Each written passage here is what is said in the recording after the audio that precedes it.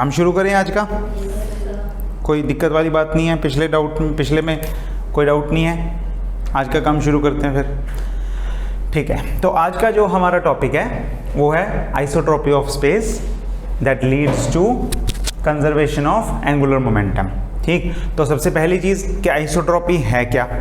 Isotropy ये है कि जो हमने एक्स वाई डायरेक्शन माने हैं, this is x, this is why, अब आपने उसी डायरेक्शन में नहीं देखना जिसमें आप देख रहे हो। आपने क्या करना है, वो थोड़ा सा घूम जाना है, मतलब डायरेक्शन चेंज कर लेनी है। और ज़रूरी नहीं कि एक्स से वाई में ही जाओगे, मैं इसकी जगह इस डायरेक्शन को भी मान सकता हूँ कि ये वाली डायरेक्शन में देखूंगा मैं। Now this is my x axis and this is my उसके परपेंडिकुलर ये वाला वाई एक्सिस।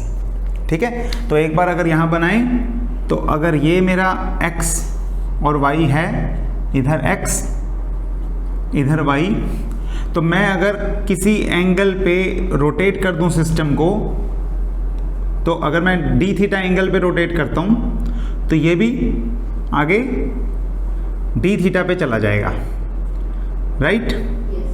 तो अगर ये s फ्रेम था तो ये x डैश और ये y डैश जो है वो s डैश फ्रेम का हिस्सा होंगे, जिसमें o और o डैश दोनों ओवरलैपिंग है, दोनों एक दूसरे पे कोइंसाइड कर रहे हैं। ठीक हो गया? तो इसमें सबसे पहला काम जो होता है करने वाला वो ये कि आपको x डैश और x में रिलेशन ढूंढना है। ठीक है, जैसे कि मान लो यहाँ पे किसी बॉडी की पोजीशन थी जो वो अब x और y दोनों मानने पड़ेंगे, क्योंकि जैसे ही आपने रोटेशन डाला प्रॉब्लम प्लेन की हो गई, 2 डायमेंशनल हो गई। ठीक है, इनफैक्ट 3 डायमेंशनल हो गई। कैसे हुई 3 डायमेंशनल? कि घुमाओगे किसी को तो किसी के विद रिस्पेक्ट टू घुमाओगे ना, तो आप हमेशा एक एक्सिस के विद रिस्पेक्ट टू घुमाते हो और 2 एक्सिस घूमते हैं। तो अगर z के परपेंडिकुलर z की डायरेक्शन में घुमाओगे तो x y घूमेंगे। अगर मैं x की डायरेक्शन x में फिक्स कर दूं तो z y z प्लेन में रोटेशन होगी। अगर मैं y में एक्सिस ले लूं अपना तो x z में रोटेशन होगी, z ले लूंगा तो x y में रोटेशन होगी। So rotation is always in a plane, okay, along the third axis और अबाउट द थर्ड एक्सिस। समझ गए? सिंपल बात थी। तो यहाँ पे अब हमने क्या करना है, x और y दोनों लेने हैं। तो जो आपने u पहले x1 और x2 माना था, उसकी जगह अब आप क्या मानोगे, x1 y1 और x2 y2। ये बात पता लग गई कि जो कोऑर्डिनेट्स पहले, मान लो m1 वेलोसिटी, यहाँ पे कोई m1 बॉडी है, उसके कोऑर्डिनेट्स पहले माने थे x1, सिर्फ x1। क्यों? क्योंकि y 0 था, हमने इसी लाइन पे मान लिया था। अब आप उसके कोऑर्डिनेट्स मानोगे x1 y1। पहले से देखोगे तो वो उसके कोऑर्डिनेट्स हैं x1 y1। दूसरे के विद रिस्पेक्ट टू देखोगे तो उसके कोऑर्डिनेट्स हो जाएंगे x1 डैश और y1 डैश। ये बात समझ में आती है? कौन सी बॉडी है? m1 मास। ऐसे ही m2 मास बॉडी ले लो, m2, तो उसके पहले से देखोगे तो कोऑर्डिनेट्स होंगे x2 y2, और दूसरे से देखोगे तो s डैश से देखोगे तो होंगे x2 dash y2 dash. Okay, linear वाले में हमने क्या किया, होमोजेनिटी ऑफ स्पेस में क्या प्रॉपर्टी डिफाइन की कि अगर आप उसी डायमेंशन में आगे पीछे जाओगे तो वो स्पेस में फर्क नहीं पड़ने वाला। तो हमने बोला कि u x1 y1 मतलब u x1 x2 must be equal to u x1 dash x2 dash, ये बोल दिया। अब हम कह रहे हैं कि अगर आप उसी प्लेन में घूमोगे, ऐसे की जगह ऐसे हो जाओगे, तो भी पोटेंशियल एनर्जी पे फर्क नहीं पड़ने वाला। कौन सी प्रॉपर्टी है ये? This is isotropic. So invariance of a quantity in the rotational motion of the space, इसको क्या बोलते हैं? Isotropy. Invariance of the quantity in the translational motion को क्या बोलते हैं, होमोजीनियटी। ठीक हो गया? ओके, तो यहाँ पे अब यहाँ पे क्या लिखेंगे, सेम वे हम लिख देंगे कि आप x1 y1 x2 y2 से देख लो, या फिर x1 dash y1 dash x2 dash y2 dash से देख लो, potential energy is going to be the same. Okay, तो अब ये कहाँ से रिजल्ट आया, ये आया आइसोट्रॉपी से। ये रिजल्ट कहाँ से आया, आइसोट्रॉपी से। जो पहले वाला था वो होमोजेनिटी से आया था। ओके, इसके बाद पिछले आर्टिकल में क्या किया था, x1 और x1 डैश में रिलेशन क्या थे, वो रिलेशन था x1 dash is equal to x1 minus a, और 2 के लिए भी 2 माइनस ए।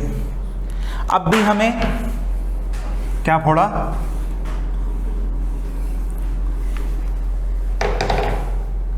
क्या पेज गिरने की इतनी आवाज़ थी? अच्छा, पूरी कॉपी गिर गई। ओके ओके, मैं कहा नहीं तो आपकी तो वो बात होगी, कहता है कि बंदा आता है सिर फूटा हुआ लेके, सिर पे पट्टियाँ पुट्टियाँ बांध के, और दूसरा पूछना कहता तेनू की होया भाई, कहता सज्जना ने फुल मारिया। कहता है फुल मारिया ओदे नाल? कहता नहीं, नाल गमला भी सीगा। तो कॉपी गिरने की इतनी आवाज़ तो ठीक है, पेज गिरने की इतनी आवाज़ तो नहीं हो सकती, है ना? ठीक है, चलो, थिएटर आर्टिस्ट हैं भाई, वो टैलेंट हंट की याद आपने ही दिलाई थी, है ना? तो चलो, ओके, तो यहाँ तक हम पहुँच गए। अब हमें क्या करना है, x1 x2 y1 y2 में रिलेशन निकालना है। पहला काम x1 x2 y1 y2 में रिलेशन निकालना है। ओके, तो कैसे निकालेंगे बताओ, क्या कर सकते हैं? देखो क्या करना है, इस चीज़ को सीख लो, बहुत इंपॉर्टेंट है कि अब हमने प्लेन को रोटेट कर दिया। इस चीज़ में जो वेक्टर का कॉन्सेप्ट यूज़ होता है वो है रेजोल्यूशन ऑफ ए वेक्टर। तो हम क्या करेंगे, यहाँ पे अलग से समझा रहा हूँ, उसके बाद हम इरेज करके सारा आर्टिकल ये वाला करेंगे। तो अभी फ़िलहाल हमारा काम है कि अगर एक प्लेन को रोटेट कर दें तो उसमें कैसे रिलेशन होते हैं। तो अगर मैं इस वेक्टर को x, कोई भी ABCD वेक्टर को इन दो डायरेक्शंस में तोड़ना चाहता हूँ, एक ये और एक इसके परपेंडिकुलर, ऐसे जाएगा इसके दो कंपोनेंट्स। अगर ये नहीं समझ में आया तो ये देख लो कि ये वेक्टर है और मुझे x के अलोंग तोड़ना है और y के अलोंग तोड़ना है। तो क्या होता है, ये वेक्टर मान लो r, मान लो r है, ये एंगल थीटा बना रहा है। तो क्या होता है, जिस डायरेक्शन में वो एंगल थीटा बनाता है वो होता है cos component, r cos theta, और उसके परपेंडिकुलर वाला होता है साइन थीटा। ठीक बोल रहा हूँ? ऐसे ही अगर इसी चीज को पूरे के पूरे को रोटेट कर दो तो क्या होगा, इसे मैं r ले लेता हूँ, इसे x ले लेता हूँ, इसे y ले लेता हूँ, थीटा यहाँ पे, तो ये हो जाएगा r cos थीटा। कोई फर्क नहीं पड़ने वाला ना? क्यों नहीं पड़ने वाला? क्योंकि आइसोट्रॉपी ऑफ स्पेस है, घुमाई जाओ क्या फर्क पड़ता है? कुछ नहीं फर्क पड़ता। ठीक है, सेम की सेम चीज है। ओके, तो यहाँ पे भी अगर मैं x को दो कंपोनेंट्स में तोड़ूं, एक x डैश के अलोंग और एक उसके बिल्कुल, क्योंकि ऐसे जाएगा ना, कंपोनेंट्स तो हमेशा दोनों इसके बीच में ही होंगे। तो एक होगा इस तरफ और एक होगा x डैश की तरफ। कितना कंपोनेंट? x डैश की तरफ कितना component? Yes, x cos d theta, और इस तरफ साइन d थीटा। ये बात समझ में आ गई? एक बार फिर से ट्राई करो। y को अगर मैं दो कंपोनेंट्स में तोड़ूं, एक कंपोनेंट y डैश की तरफ और दूसरा उसके परपेंडिकुलर, है ना, यानी कि x डैश की तरफ, दो कंपोनेंट छूट गए और दोनों x डैश और y डैश की हैं। इसमें पहले वाले में क्या हुआ था, एक ऑपोजिट चला गया था, लेकिन इसमें सेम गए हैं। तो ये कंपोनेंट क्या होगा, y cos d theta, y sin d theta. Is it okay? तो अब मैं x डैश को लिखने वाला हूं किसके इक्वल, इन दोनों कंपोनेंट्स का टोटल, कि x और y की वजह से x डैश की डायरेक्शन में कितना कंट्रीब्यूशन आ रहा है, एक तो x cos d थीटा और दूसरा plus y sin d theta. और एक बार फिर से y डैश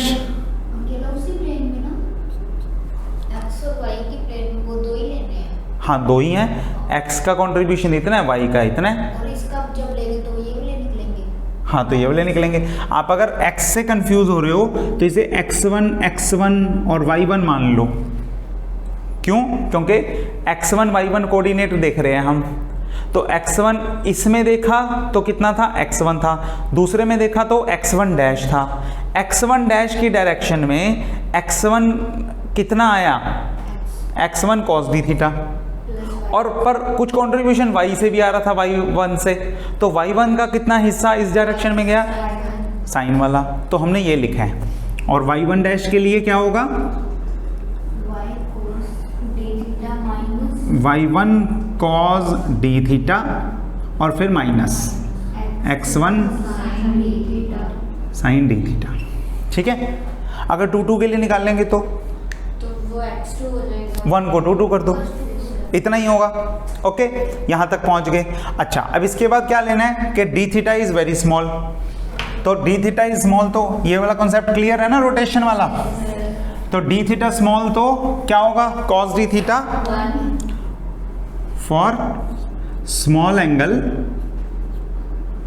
उल्टा कर दिया ना, ये एस, ये आर है, ये एस है, फॉर स्मॉल डी थीटा हमारे पास क्या हो जाएगा, कॉस डी थीटा 1 हो जाएगा और sine d theta will be equal to, और बेटर रहेगा नियरली इक्वल टू, ठीक लिखा मैंने। ओके, तो मैं ऊपर से अब रिलेशंस लिख सकता हूं, x1 dash is equal to x1 plus and y1 dash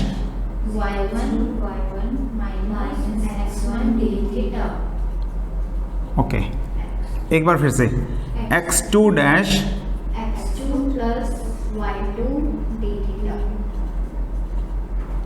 and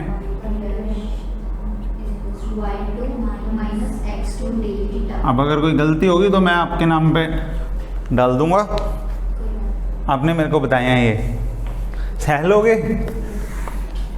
okay,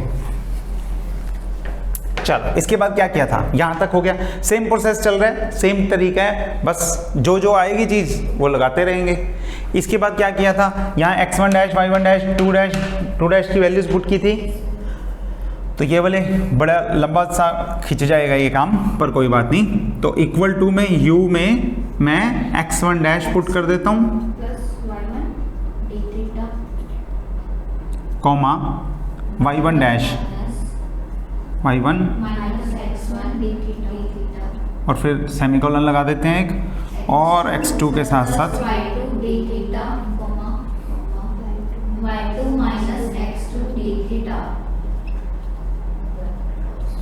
okay. तो अब इसके बाद क्या किया था, टेलर्स एक्सपेंशन में x1 y1 x2 y2 same रखेंगे, तो पहला नंबर आ गया x1 y1 x2 y2 और प्लस एक एक करके टर्म लगाते रहो। तो इसमें देखो, इसमें क्या आएगा, इसमें आएगा y1 d थीटा बाहर और u का derivative with respect to x1, जो भी यहाँ होगा वेरिएबल उसके विद रिस्पेक्ट टू डेरिवेटिव लेना है, और ये जो h होगा इसे बाहर रख लेना है, ठीक है। और फिर दूसरे में माइनस x1 d थीटा है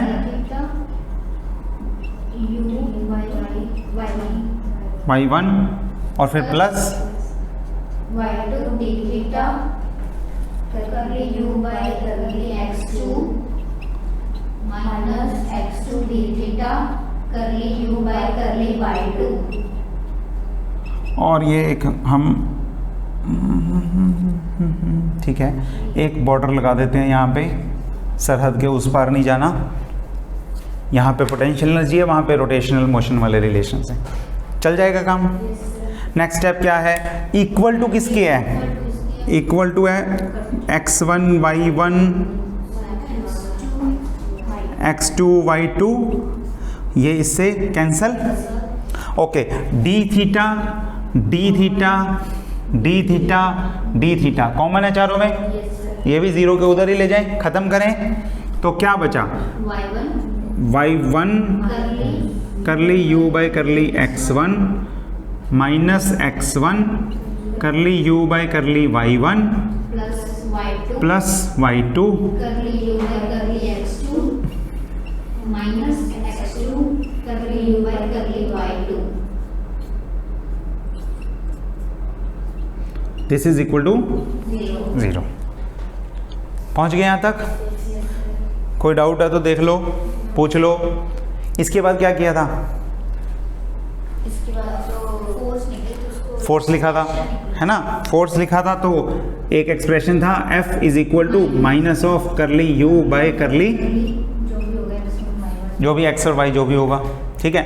1 होगा तो 1 लगा दो, x होगा तो x लगा दो, y होगा तो y लगा दो। तो ये क्या बन गया, माइनस का ध्यान रखना, नेगेटिव नहीं होना, पर जो नेगेटिव है उसे नेगेटिव लेना है, यस सर। ठीक है, नेगेटिव मत छोड़ देना।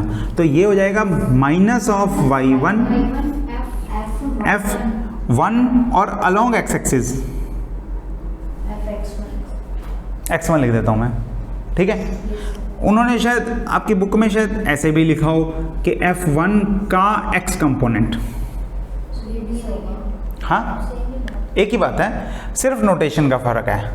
तो बिल्ली को बिल्ली कह लो, कैट कह लो, कोई बात नहीं है, रहेगी बिल्ली ठीक है। तो ये फोर्स ही है और फोर्स का एक्स कंपोनेंट है, वही रहेगा। तो लिखने का तरीका है, जैसे मर्जी लिख दो। कौन सा वाला लिखूं, x1 वाला अच्छा लग रहा था, अच्छा बिल्ली, चल जाएगा काम, दौड़ेगा।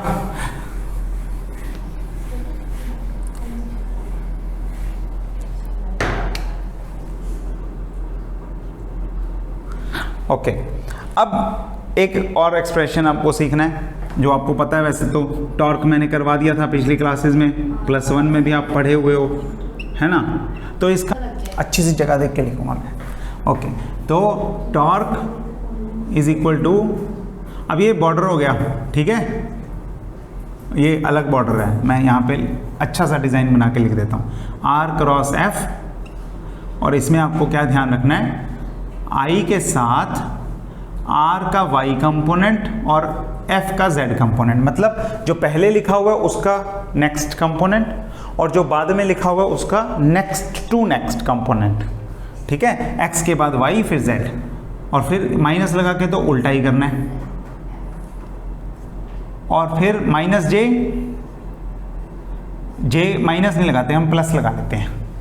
तो Y के बाद अब क्या आता है, Z कंपोनेंट, तो हम लिखेंगे Z और Fx माइनस x और Fz, और प्लस अगर K कंपोनेंट लिखेंगे तो आएगा x Fy minus y Fx। Okay, इतना ही काम है। तो अब देखो ध्यान से, x y minus y x, 1 2 को भूल जाओ, 1 2 को मत याद रखो। अगर मैं इसे लिखूं तो so this is x of with F Y minus y with F X, और ये भी वही है, x with F Y minus y with F X. So this is for 1 and this is for,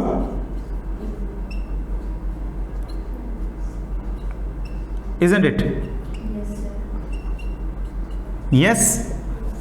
कौन सा कंपोनेंट है ये, Z component, यानी कि दिस इज द टॉर्क का Z component of 1 and Z component of torque of for 2 particle. So this is torque, नहीं ऊपर लिखता हूँ, इसे इरेज कर देता हूँ।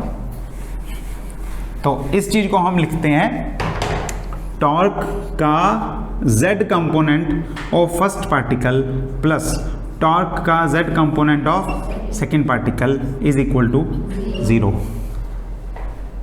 Action and reaction are equal and opposite. Newton's law of linear motion, third law. This is Newton's third law of rotational motion.